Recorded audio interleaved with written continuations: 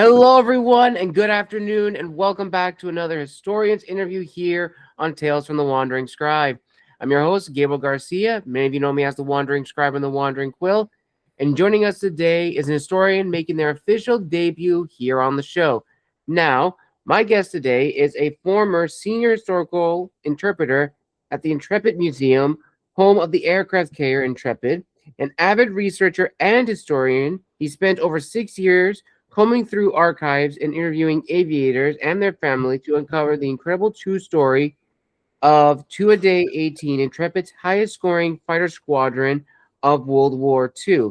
And in addition to learning about our guest's background as a historian, we'll also be covering his book as well. And as a little summary of the book, viewers and listeners, USS Intrepid Fighting Squadron 18 was one of the U.S. Navy's highest scoring carrier units of the Second World War.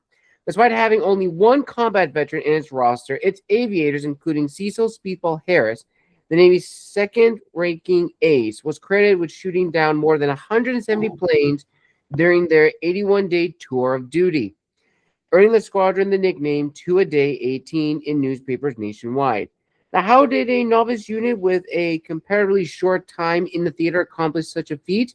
To answer this question, Intrepid Fighting Squadron 18 follows squadron members through training, combat, and finally into the end of their harrowing stories, whether they took the return trip home or made the ultimate sacrifice. So, without further ado, everybody, let's give a huge round of applause to our guest today, historian and author, Michael Fink. Michael, welcome to the show. Thank you so much for having me, Gabriel. I'm looking forward to talking about the book and my background and some of the journey that led me to doing the research for about a decade that led to publication of my book last year. Nice, Michael. Amazing. Now, before we dive into all of that, a little icebreaker question. Is there a random fact about you that not a lot of people may know about? Oh, interesting. I think probably the biggest one is that back in 2012, I rode a bicycle from Delaware, my home state, to Oklahoma to raise money for the Huntington's Disease Society of America. So it was about a 3,000-mile bicycle journey. Wow, that is quite a feat, and for an amazing cause. Amazing, Michael. And again, I am so excited to have you here because I am so very intrigued by this story because, World War II, many people believe that we know everything about the Second World War, but you have stories like these that don't get a lot of recognition, but are equally important and equally inspiring. So before we go more into the book, let's talk a little bit more about your background and how you got involved with, this particular story with these men. So from your biography, Michael, you are an historian and a researcher, and you've been very invested in this story about the carrier and the aviators of this unit. So what really led you down this path of becoming an historian and eventually a researcher and an author? Yeah, you never quite know what direction your life is going to take, right? So I got into undergrad initially for marine biology, which is what my primary area of interest was. But when I actually got to college, I found, between chemistry and some of the more math-heavy subjects, it wasn't speaking to me the way it did in high school. So I began taking some classes in the humanities, and I had a great history professor, Professor Johanningsmeyer, who taught 19th century American history. And I said, hey, wait a minute, this is really clicking for me.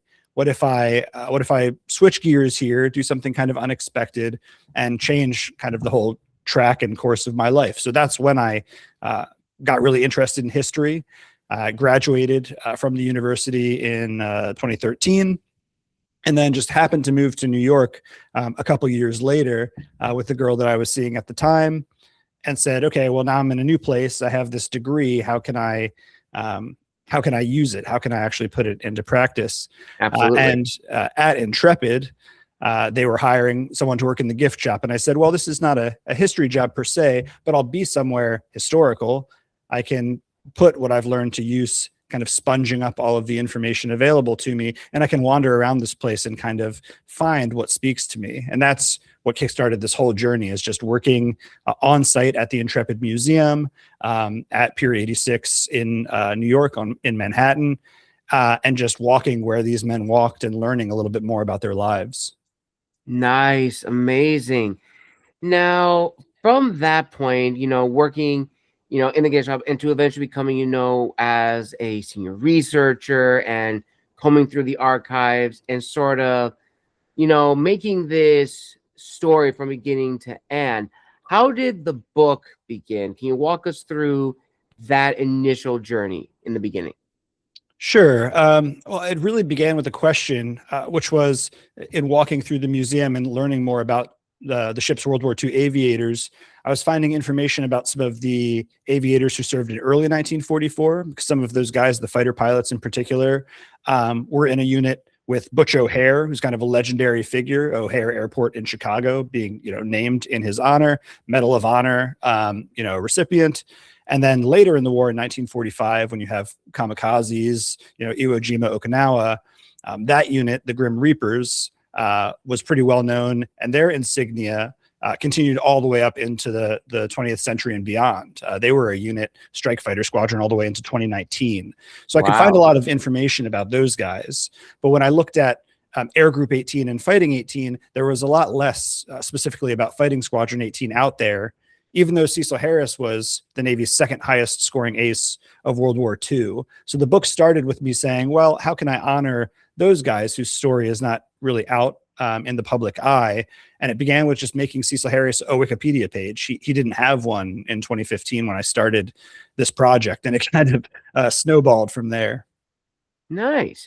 So from Cecil Harris, learning more about him, branched into, uncovering the other aviators of this unit, the Second World War.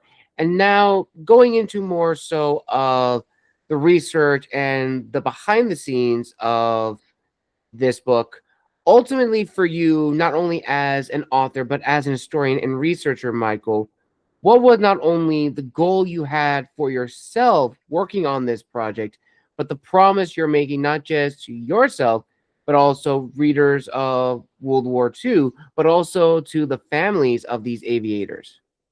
Yeah, I think the thing that was first and foremost important to me was to honor their memories and to make them not just two-dimensional characters who exist within action reports and official military documents where it's a name and some statistics, but to find out why they enlisted, who they were, what they enjoyed, what they were like, to the extent that I could. So for the reader, for the families, and for myself as someone who enjoys that kind of history, sort of humanities driven, people-centric history, that was the goal with this work. And hopefully I've achieved it. The families have been very happy, who have read it and given me feedback. And over the years, just working with them has given that spark, I think, to the narrative. Nice. And now, Michael, I actually have some fan questions that a lot of my viewers have been sending me. And one viewer would like to know, when writing this book, this is a two-parter, what piece of research was probably the most exciting thing to write about for this unit? And what would probably the most challenging piece of history that needed several rewrites to get right when talking about this history? Okay, so two-parter. I guess the first part, what's the most exciting, I guess, piece of the puzzle? What was the most exciting story that you've uncovered about this unit? So I would say their participation in the Formosa air battle might be the one that's kind of most exciting in terms of the wider arc of the war. That air battle over Formosa, what we call today Taiwan, took place between October 12th and 16th primarily. And this is the end of Japan's naval air forces as we know it. This is basically the pivot point where kamikazes become the norm after that week of action. So being able to contextualize the service and sacrifice of the men in the unit there was really, I think, exciting to be able to bring that to life. It's also had another dimension added to it. Last year, one of the guys who was lost during those missions, a young lieutenant junior grade named Ralph DuPont, came home.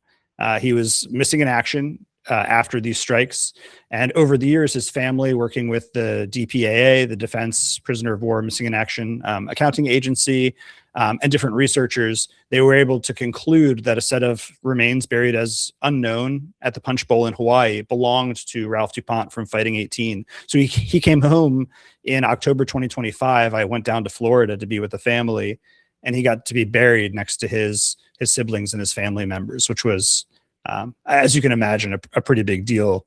In terms of something that needed maybe the most tweaking, refining, that's a really good question. I think that's probably Leyte Gulf. So right after Formosa, between October 23rd and 26th, you have the largest naval battle in modern history, right off the Philippines. And there are so many accounts of this battle from immediately after it took place, people like Samuel Eliot Morison writing about it, all the way up to the present day. You still have authors like Mark Still and others who are publishing major accounts with new information about the Battle of Leyte Gulf. So in the course of writing about that event for my book, I had to make sure, knowing that there are errors in contemporary reporting about the battle back in the 1940s, even in some of the primary source documents, weeding through those things required the most, I think, the biggest magnifying glass, you could say.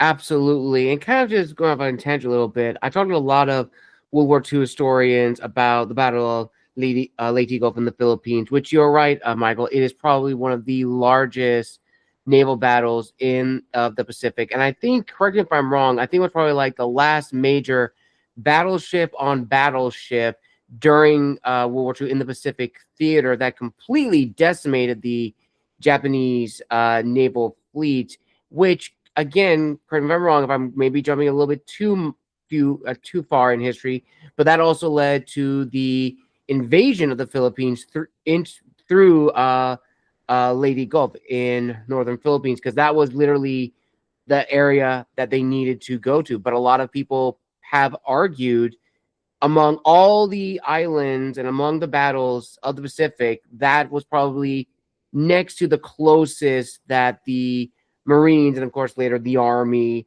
experienced during the Pacific theater of World War II, just in terms of like how intense it was, like why it was so important. It was literally a big like 50-50 chance of we either succeed or this is going to be a very big blunder. Well, it was gutsy. So you're right. The battle at Surigao Strait, which is one of, the Battle of Leyte Gulf is so big, it has separate battles within it. The battle at Surigao Strait to the south of where Intrepid was operating is the last kind of battleship against battleship action. And Fuso and Yamashiro, these older Japanese battleships, were absolutely devastated by battleships of the Pacific Fleet, including actually some ships like West Virginia, which previously had been sunk at Pearl Harbor, were refloated, dredged, upgraded, and sent back out to fight later in the war. So that's kind of an incredible story on its own. And then in terms of the invasion, the Battle of Leyte Gulf really happens in response to the invasion of the Philippines in the central Philippines and the Visayas at Leyte, as you noted, which is a huge slog, right? If you think about how big the Philippines is, and you're right, was pretty gutsy. Initially in September, at the start of September 1944, the plan had been not to get to the central Philippines until December 1944 and to start south of there at Mindanao. But things had gone so well in September 1944, and Japanese resistance was so slight to the incursion of the carrier forces that the decision was made, hey, we've got operational tempo on our side. We can keep the enemy on the back foot. Let's keep making the decisions. We won't wait for them to respond. We're going to make them, take whatever forces they have left, even if they're not ready, and try to stop us while we are in the ascendant. And we really have the ships, the planes, the men to fight with an advantage. Yes, absolutely. And again, looking at the USS Intrepid, I'm probably going to butcher that. I am sorry. Okay. But when looking at them, and of course, the Fighting 18 and the men involved with it, I'm very curious, when writing the overall story, how did you approach it? Did you want to look at the history of the unit when it was first conceived, or was there like a specific starting point that you felt as the author and researcher, and of course interviewing a lot of historians and family members, that okay, they all agree that this is like the focal point, this has to be the beginning? No, it's a good question. In terms of the structure of the book, the reader will find that they are started kind of right in the middle of things at this pivotal moment for Intrepid when it's under attack in November 1944, actually towards the end of the squadron's deployment. And I thought it would be interesting to start here, where there's this extreme moment where lives are on the line. The squadron is about to be separated from Intrepid. Is it going to be permanent? Is it going to be temporary? They don't know at that point, but they're kind of wondering at the end of this event, how did we get here? This is a kind of reflection moment for the men in the squadron, and they're writing in their diaries like Charles Mallory did. Wow, 3 years ago, I was in the dorms, in college in West Virginia. I was here with my girlfriend at the time, later my wife, and like they're having this moment where they can actually stop, pause, and reflect on where they've been, what they've been through, and their experience in the unit. And I thought that was kind of an interesting point to begin the story from. I do jump back in time and go all the way through these guys going through flight training, enlisting in the Navy, and slowly starting to meet one another. That's part of the book as well, but that's not where it starts. I wanted to start with something that was kind of really impactful, really threw you right into the action and made you want to know more about these guys and their story and how they wound up together. Absolutely, absolutely, Michael. Now, kind of going back a little bit, this question I'm very intrigued to hear your answer on, because I've asked a lot of people on this show, and it is, claiming the title of, being an author, and more specifically being an historian. And the reason I bring this question up is I've had a lot of guests on the show, a lot of historians, some of who are authors or who have worked either in articles or academic journals. And there's always been this hesitancy to, really claim ownership of both titles in some regard, because, we have done the work, we have done the training to, really look at sources, how to analyze them and draw information. So we have the training of historians, but to actually call ourselves historians, to claim that title, there is that hesitancy. And I always find it very interesting, especially when it comes to writing, whether that's historical writing, academic writing, writing for journals. There is that pause of like, do we actually, claim the title of being historians, which we should. We should be able to claim the title of being historians as well as being authors. So for you, Michael, throughout your journey with this book and possibly other projects you have worked on the side, when did you feel comfortable and confident in, claiming ownership that you are an historian and also an author?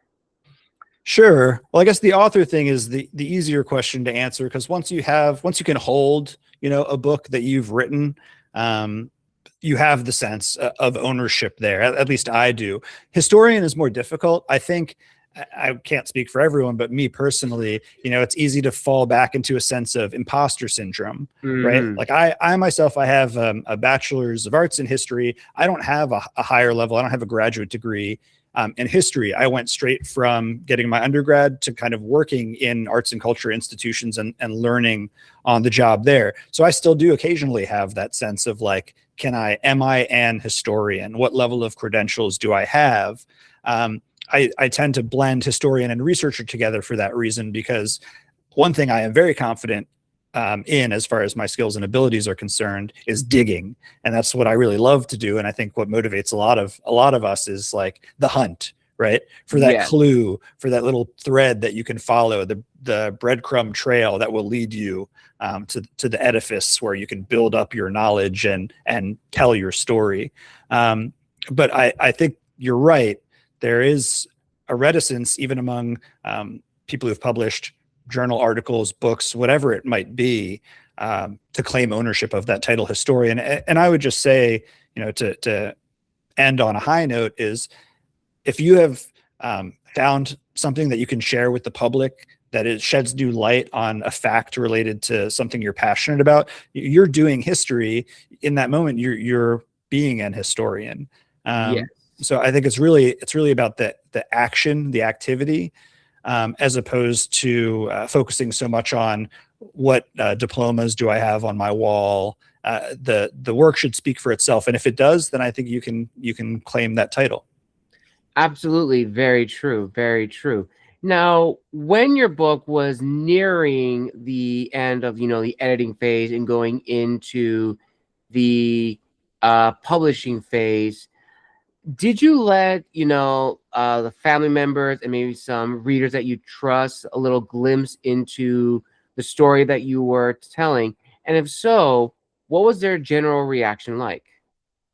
Yeah, I definitely did. And actually, I had the benefit when I started writing some of these stories about the men of Fighting 18. This project, before it became a book, was really service-focused biographies about some of the individual members of the squadron. And I produced those in conjunction with the families. So they were kind of collaborative works. And I used a lot of that initial research and some of the writing to incorporate into the book. And then once it reached book form, I kind of reissued those to the family members and said, does this still capture who your father, your uncle, your grandfather to be? Does this ring true to you? And I did have a couple friends who are also are really into history, have strong credentials and backgrounds, including actually a couple authors who have written about Intrepid and have relations to Intrepid crew members. I had them look it over, say like, yes, as an aviator, I think you could change this for that. You're talking about rudder here when you should be talking about aileron, whatever the case might be, getting the terminology and all of the details exactly right. I had a good bullpen. I had a good roster of people behind me who were willing to give me their time and energy to make sure that I dotted all my I's and crossed all my T's. Absolutely. Very, very nice, Michael. Now we're going to go into a series of questions I like to call reflective. Now, these next set of questions, especially this first one, it's a very loaded question. I'll give some context for this question, Michael. So, as historians, especially in the digital age, it has greatly changed the field, for better or for worse, depending on how you look at it.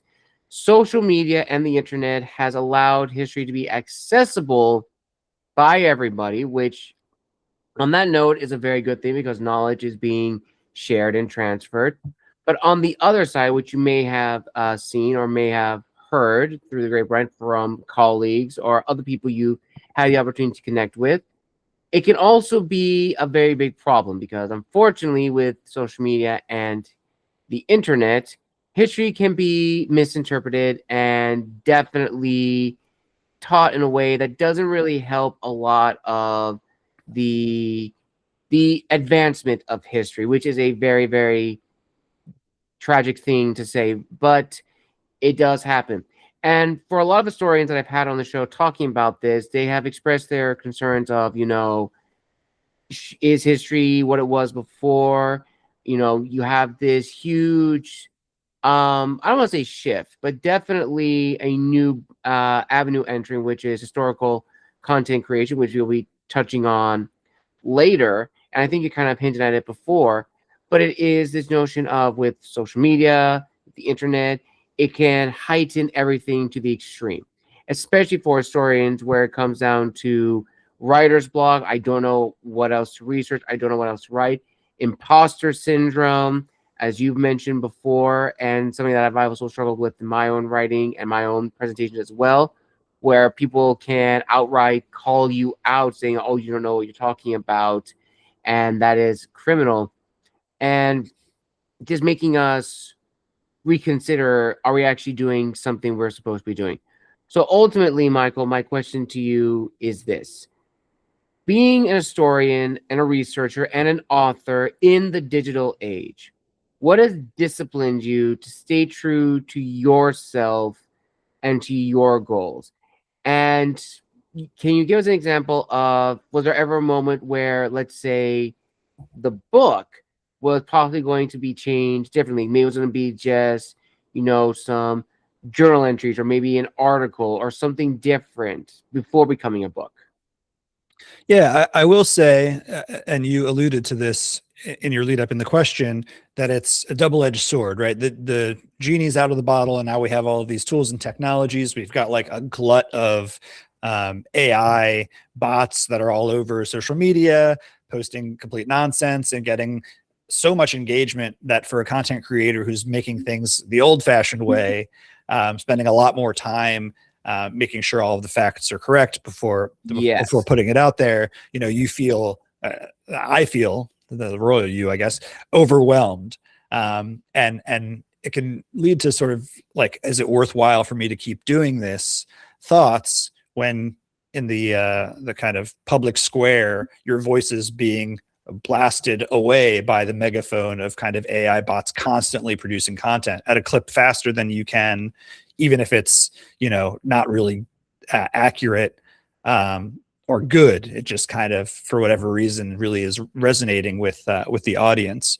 The flip side of that, though, when I was researching for my book, and in fact, all through the course of researching about the Navy in World War II, I found that, digitized OCR, text recognition scanned archives that are out there through like Fold 3 or the National Archives catalog directly are such an invaluable tool for finding material that otherwise would be so laborious to be able to access, sift through. So you have the positives and the negatives, I think. And I'm hopeful. I think that at the end of the day, the AI phenomenon is this new thing. People and different platforms are still figuring out how to regulate it. I don't think necessarily right now there's an incentive for social media platforms to regulate it, because if it creates engagement, that's what they want. But I am confident that ultimately, we collectively will figure this out so that we can make sure that what we're saying is true, or at least can be backed up with some kind of primary source or some kind of authoritative secondary source. So I'm hopeful, and I do think there's instances where AI will be useful I know there's places like Ship Index, which they want to trawl through this huge archive to be able to say, is this a mention of a specific vessel? Can we use tools to discriminate between mentions of a vessel whose name matches a state or a river, whatever the case might be, as is often the case in naval convention, like Battleship Alabama. Are you talking about the ship, or are you talking about the state? There's a lot of ways that AI tools can help you pull all of that stuff aside and look at it, and will help future researchers, authors, historians have information that otherwise would have been very difficult to obtain. So I guess this is a long-winded way of saying, I think we're seeing troubled waters right now, but I think at the end of the day, you have to separate the use of the tool from the tool itself, and see the value in the tool as well, and not just write it off because it's leading to a bunch of nonsense in the present. Absolutely. Very, very true, Michael. Very true. And this next question is coming from another one of my viewers. And their question was very thought-provoking, because I talked about this with a lot of people, especially off camera. And it is the notion of which histories get too much research and which ones don't get enough. And this person, who's been a lifelong follower of the channel, messaged me through my website and just really shared an interesting thought of, they've noticed that World War II tends to get a lot of research focus.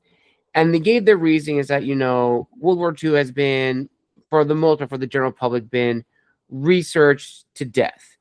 But in the case of this book, for the Fighting 18, their story has been largely ignored. So ultimately, their question to you, Michael, is, as a researcher and historian, how important is it to, bring stories like these to life, especially in a period in history which many argue doesn't need any more research, as, again, some would argue, we've already covered it. Do we need to go back? No, I think there's definitely a point there about the focus that World War II gets. And there's a number of reasons for that, I'm sure, having to do with the different memories of the war as, quote unquote, a good war versus more difficult wars, talking about Vietnam, conflicts like the Korean War, which are, going into the present day and fundamentally shape, current geopolitics. So World War II, that viewer is right, has been poured over and probably had the lion's share of focus on, modern military events, potentially to the detriment of, or having less focus on conflicts that are even closer to the present and that might have more lessons for the military historian or the social historian or what have you.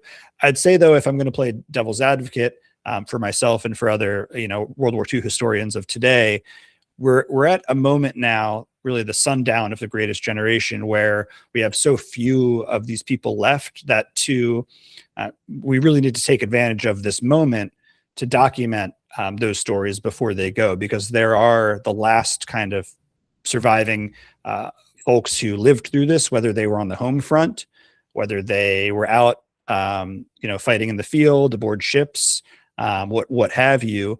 And that was some of the motivation to get this into a book, frankly, was to say, oh, there's not too many, even the children, of the people who fought in this conflict are getting up there in age.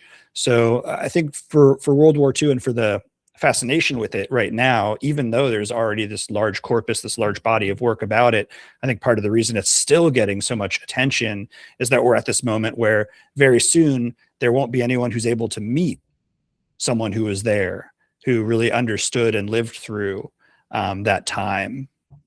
Yes. Again, a very good answer, Michael. Very good answer. And now this next reflective question, I kind of alluded to in the beginning, and I would like to hear your thoughts on this, because this is another interesting shift I've been seeing in the historical community, and that is this discussion of what truly classifies someone as an historian. Is it someone that has, the degrees and certificates and the formal professional training of, college and academia?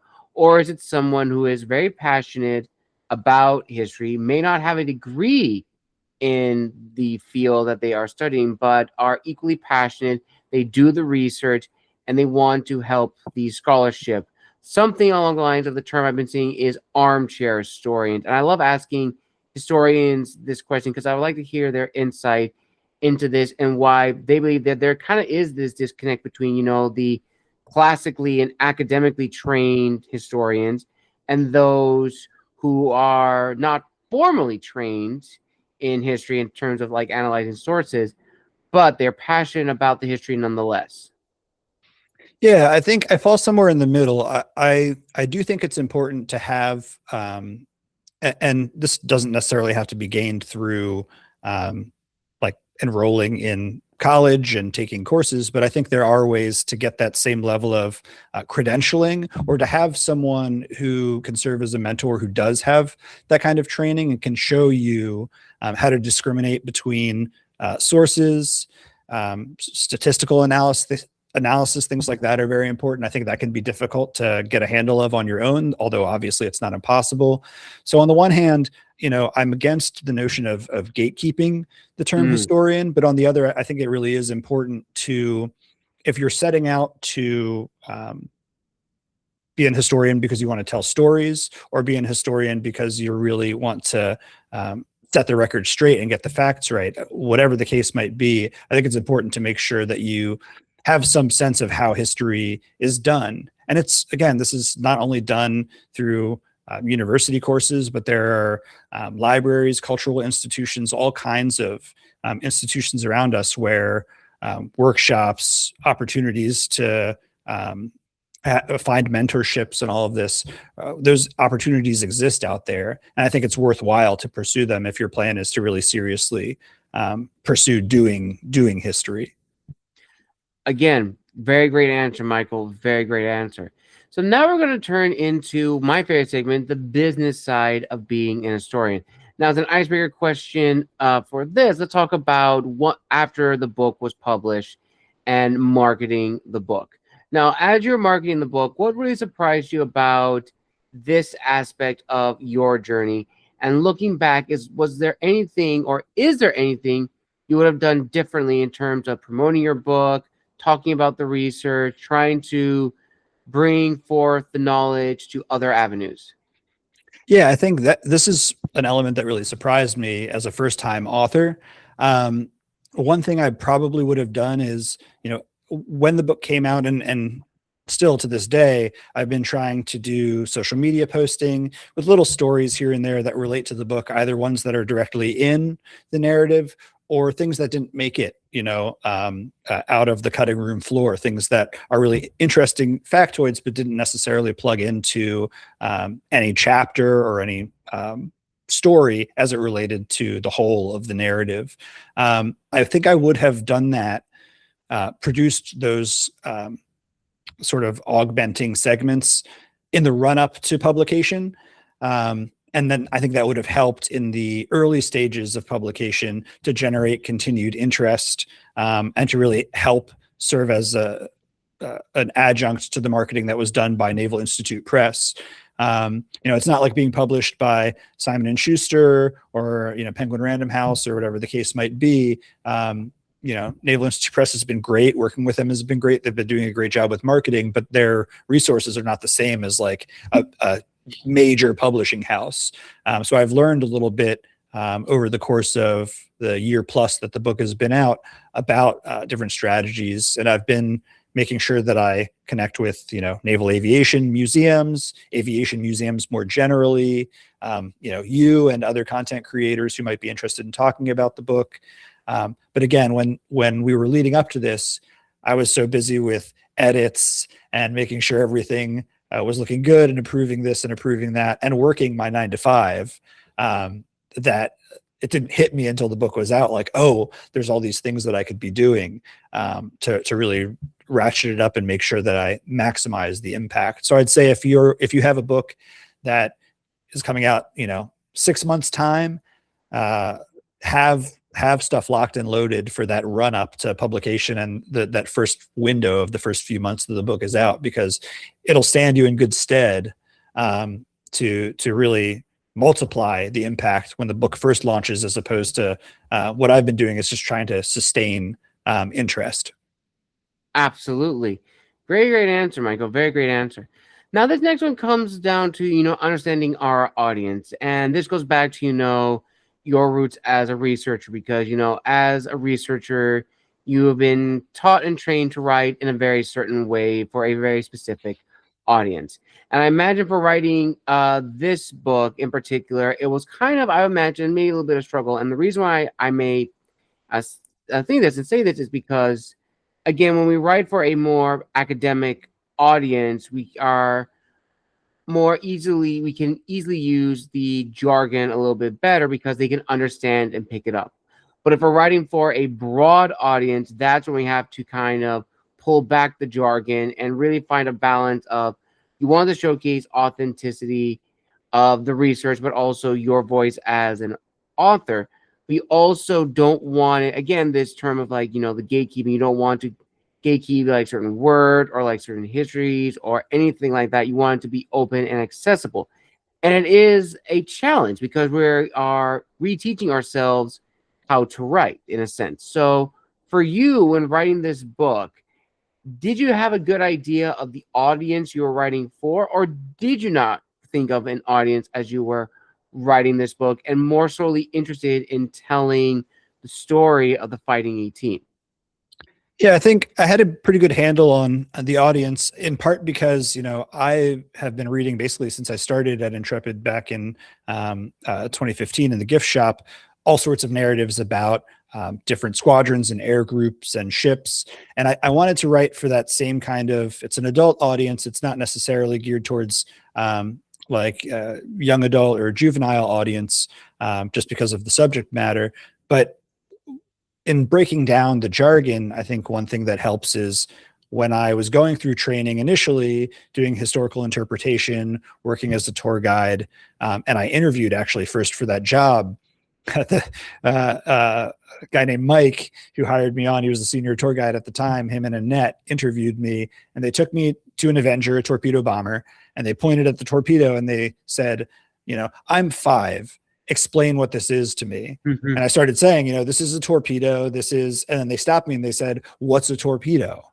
And so I think I learned over the course of the years, it's like, oh, it's a bomb that swims. Like, how can you describe not just something as simple as a torpedo, but something as, what is an air group? What is it made up? What is it made up of? What kind of aircraft are in it? How many planes? Why? What is its function?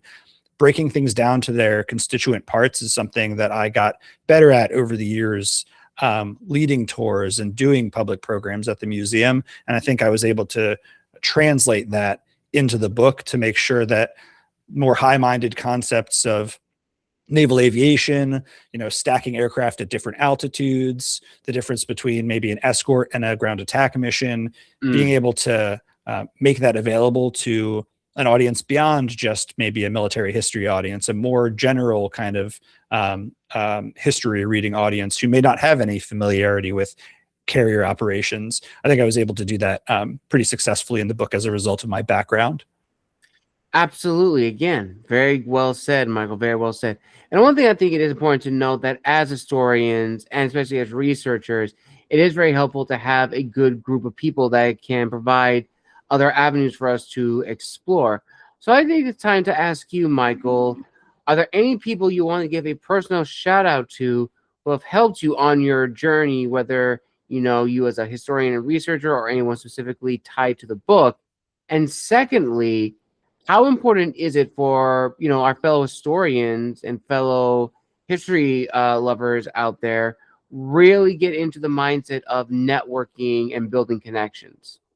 Oh, wow. Yeah, there's almost too many people, to thank in terms of my background here. For the book, it wouldn't exist without the folks at the Intrepid Museum, especially the people, at the time I was working in development doing fundraising. I asked to go on sabbatical, like, hey, I really want to write this book. Will I be able to take time off and come back at the end of that? Will I have a job at the end of this if I really want to do this? And the late Alexis Marion, who is my boss, who passed unexpectedly a few years ago, said yes. She didn't have to, but she said yes. And Luis, who is I reported directly to, also said, even though I was helping her out and it would probably increase her workload, she said yes. So they were huge in getting the book done. Eric, who's the former curator of aviation at Intrepid, was a huge influence as well over the years, and has absolutely been a champion for the project. And then I would say in terms of authors, I was able to reach out to a kind of a wide breadth of authors at all sorts of levels. And many of them responded to me. They didn't have to. When I started this project, I had not been published. I had no name to speak of, but people like Barrett Tillman, Greg Fletcher, Bob Gant, who are all published authors in the naval aviation realm, said, yeah, this looks good. I think you should pursue this. Or here's some details. Or here's someone I interviewed related to the squadron. Here's a transcript. So I just find that, to your point about networking, you don't really have anything to lose reaching out to people. If you're respectful and you can show that you know what you're talking about, you're enthusiastic, and you appreciate any support they can lend you, the worst that happens is you don't hear back. No one's going to respond adversely to that. So I think networking, being willing to put yourself out there, is critical. It's absolutely critical, because you'll meet people who want to support you. You'll meet people who have the resources and the know-how to do so. And those people can stay, part of your life and part of your journey, even beyond whatever discrete kind of individual project you're working on. So I think it's vitally important to take that jump. It can feel weird, especially in today's age, where making a phone call or sending a random email feels like a pretty big step. Just do it. Again, what do you have to lose? Couldn't agree more, Michael. Couldn't agree more. And this kind of goes into another fan question, which I think is very important to talk about. And when someone sent me this question, I was like, yes, this person absolutely gets it, because their question was mainly talking about, the role of workshops in history, because, and I've shared this on other episodes before on the channel, but out of all the humanities, I definitely feel history kind of gets the short end of the stick in terms of, workshop classes. I remember during my graduate studies back at San Francisco State, there was a workshop that was focusing on, what to do with your history degree beyond academia or working in a government institution or anything like that. And there was a individual that I met and spoke with during and after the workshop, who was an award-winning author and historian. And that gave me the confidence to really take my passion for writing and write, historical articles for academic journals, independent and, of course, well-renowned, and write my own publications. Being a classical historian, I've written 2 books, fiction, of course, but the history is very true, on, ancient Greece and ancient Rome. And ultimately, Michael, my question to you, as well as the fan question to you, is this. Do you think it should be necessary and going so far as saying a requirement that history should have workshop classes / seminars to really help students who wish to pursue history as a degree and also a profession? There is more to being a historian than just working as a professor and working as a government employee. Well, first of all, congratulations on your publications. I know just doing one and just having one book under my belt, I know that is a feat in and of itself. So to have produced multiple, kudos to you for seeing it through. Thank you. I'm contemplating a second, but now I know how daunting it really is. So that second might even be more of a bigger leap than the first. We'll see. In terms of your question, I do think it's really important to see what kind of application you have with a history degree. Because to your point, again, I think both our own perception and the public perception is that it's this very niche, this very specific thing. But the skills you learn in doing history are so widely applicable that it extends beyond, state institutions, even, public or nonprofit, private arts and culture institutions. I know this firsthand because my background in research and doing history was a big part of my move into development, right? You're constantly looking in fundraising for someone who has research chops, who can parse data and say, here's the story that I can tell based on the data that I'm presented with. And that's part and parcel of doing history, in my opinion. So I think it's important to see, this doesn't just apply to producing literature, to producing articles or books, or to telling stories in public places. Knowing history and being able to use the tools of the historian is really important across a kind of wide array of jobs. And it would be great to have more workshops that call that out and that can prepare, a graduate for the workforce. And I know it's tough out there right now. As far as the workforce is concerned. So any help that you can get is great. And I think any help that a historian can get, someone who's graduating, whether it's a BA or an MA, going and seeing people doing this sort of stuff. You talk about networking, I think conferences, opportunities for scholarships to attend conferences and see some of the different applications within, what you talked about before, within professional history publications, academia, public and private arts and culture institutions, to see what it's like to meet people and network, to go back to your previous question, is really important, and take advantage of it. If your institution, if you're in your undergrad, you have an MA and you have any kind of opportunity to do a summer internship or anything like that, jump at it would be my advice. Well said, Michael. And now we arrive at the final question of this incredible historian and author interview here on the channel. Ultimately, with what we talked about the book, the research that you put into it, your own personal ties to it, and the fascination you have with it, and possibly others just like it, the lost tales of World War II, I would like to say, what do you want people to ultimately take away from this book and the research that you have provided?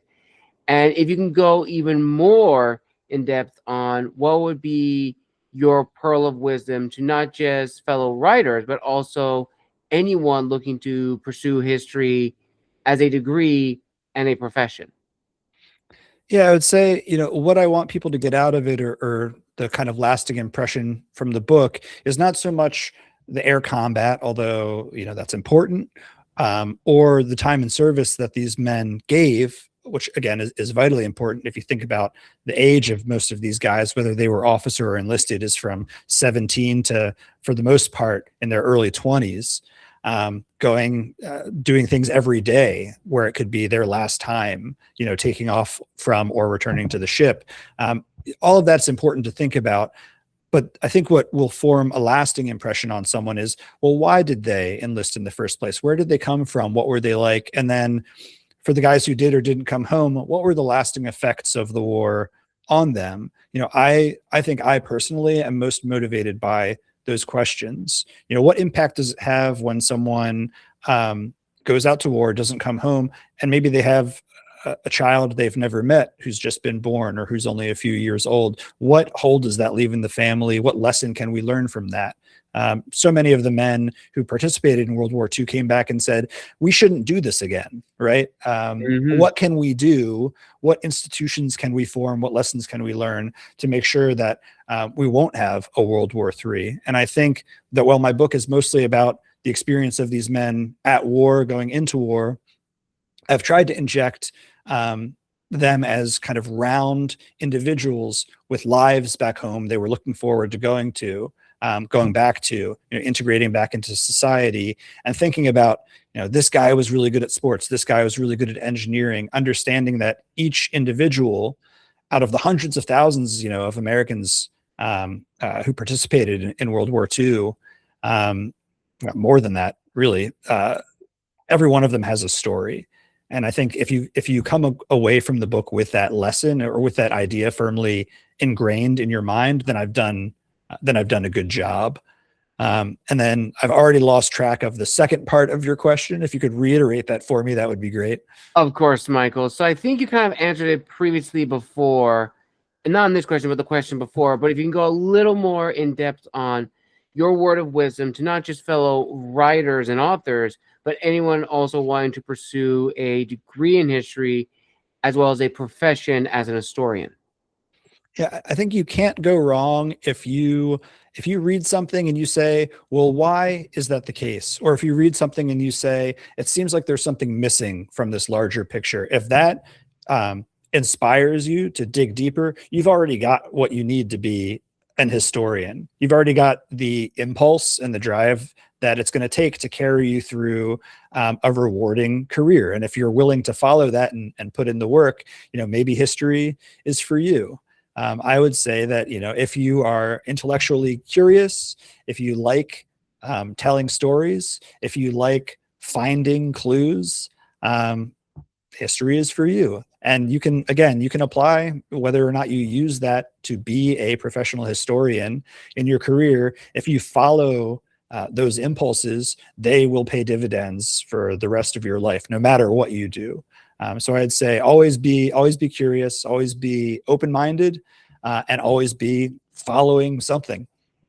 Well said, Michael. Well said. And on that note, viewers and listeners, we conclude another amazing historians interview here on Tales from the Wandering Scribe. I want to give a huge thank you to Michael for coming on the show, making his official debut. Now, Michael, where can people find you on social media if they want to reach out and connect, as well as buy a copy of your book? Sure. Well, you can find the book on Amazon or on the publisher's website, Naval Institute Press.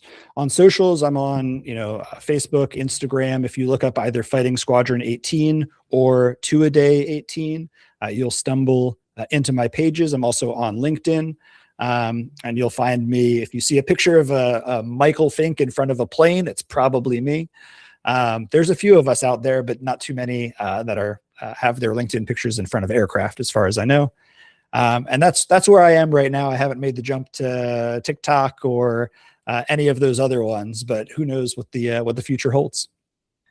Excellent. I'll provide all those links down below in the description of this video, viewers and listeners.